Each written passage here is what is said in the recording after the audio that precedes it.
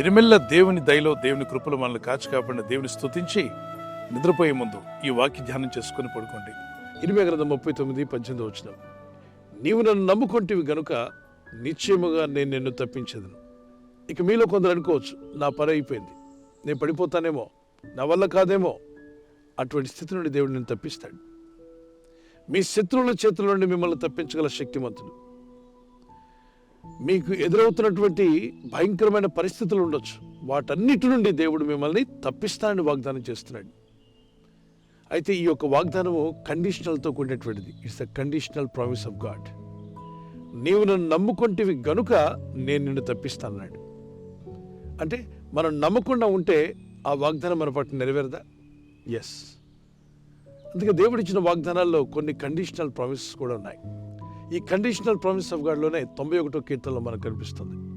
నీకు ఒక నమ్మకం ఉంది, నువ్వు దేవుని మీద విశ్వాసం ఉంచున్నావు గనుక దేవుడు అంటున్నాడు, నేను నిన్ను తప్పించదను. నిన్నే దేవుడు తప్పించబోతున్నాడు. మిమ్మల్ని, మీ కుటుంబాన్ని, మీకు ఎదురవుతున్నటువంటి, మీరు ప్రస్తుతం ఎదుర్కొంటున్న వాటన్నిటి నుండి తప్పించగల సమర్థుడైన దేవునికి విశ్వాసంతో ప్రార్థన చేయండి.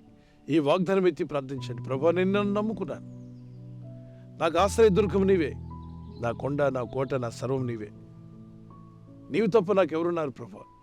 ఆసాపు భక్తుడు 73వ కీర్తనలో ఆకాశమందు నీవు తప్ప నాకెవరున్నారు, నీవు నాకుంటే ఈ లోకంలో ఏది నాకు అక్కర్లేదని చెప్తూ మంచి ఆలోచన చేత ఆయన నన్ను నడిపిస్తాడు, తర్వాత ఆయన నన్ను మహిమలో చేర్చుకుంటాడని చెప్పాడు.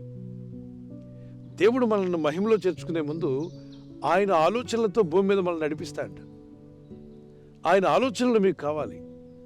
అడగండి, ప్రభా, నీ ఆలోచన చేత నన్ను ఈ భూమి మీద నడిపించు, తర్వాత నీ మహిమలో నన్ను చేర్చుకో. ఎవరిని దేవుడు తన మహిమలో చేర్చుకుంటాడు? ఎవరు దేవుని యొక్క మహిమ రాకుళ్ళు ఎత్తబడతారు అంటే ఆయన ఆలోచన చేత నడుచుకునే వారందరినీ దేవుడు తీసుకెళ్తాడు. మన సొంత ఆలోచనలతో, లోకపు మనుషులు చెప్పే ఆలోచనలతో మనం నడుచుకుంటూ ఉంటే చిక్కుల్లో పడతాం. కానీ దేవుని ఆలోచన చేత నడుచుకున్నట్లయితే దేవుడు మిమ్మల్ని తప్పిస్తాడు. అంతేకాదు, మహిమలో మిమ్మల్ని చేర్చుకుంటాడు. ప్రస్తుతం నువ్వు ఎదుర్కొంటున్న ఆ సమస్య ఏదైనా కావచ్చు, అదొక వ్యాధియో, రోగమో, బలహీనతో, లేదు నీకు ఎదురైనటువంటి శత్రువులు నిన్ను ఇబ్బంది పెట్టాలని ప్రయత్నిస్తున్నవారు, కోర్టు కేసులో, ఆర్థిక ఇబ్బందులు, ఫైనాన్షియల్ ప్రాబ్లం, జాబ్లో నీకు సమస్య ఉండొచ్చు, నీ వ్యాపారంలో, నీ పార్ట్నర్స్ ద్వారా, లేదా నీ కుటుంబంలో, నీ వ్యక్తిగత జీవితంలో ఏదో ఒక ఇబ్బంది నిన్ను బాధిస్తూ నిన్ను పడగొట్టేలాగా ఉందా? నా వల్ల ఇంకేం కాదు, నేను తప్పించుకోలేను అంటున్నావా? మీరు తప్పించబడతారు. తప్పక మిమ్మల్ని తప్పించే దేవుడున్నాడు. ఆయనది విశ్వాసం ఉంచి ప్రార్థించండి. నీవు, నీ కుటుంబము ఈ ఎదుర్కొంటున్న శోధనల నుండి మీరు తప్పించబడుదురుగాక. దేవుని వాక్యంలో ప్రభంట, నువ్వు నన్ను నమ్ముకుంటేవి గనుక నేను నిన్ను తప్పించదనన్నాడు. ఆ వాగ్దానం అక్షరాలు నెరవేర్చగల శక్తిమంతుడు ఆయన. మాట ఇచ్చి నెరవేర్చే దేవుని సన్నిధిలో ప్రార్థించండి. ఈరోజు నీ పరిస్థితి ఎలా అయినా ఉండొచ్చు, కానీ మాట ఇచ్చిన దేవుడు మాత్రం మాట తప్పడు. విశ్వాసం ఉంచి ప్రార్థన చేయి. మనం అనుదినం చేస్తున్న ప్రార్థనలో, ప్రభు నేర్పిన ప్రార్థనలో మనం తప్పక పలికే ఒక మాట, మమ్మల్ని శోధనలోనికి తేక దుష్టు నుండి తప్పించు. దుష్టుడైన వాడు నాడే అపవాది, వాడు దుష్టకార్యాలు చేసేవాడు.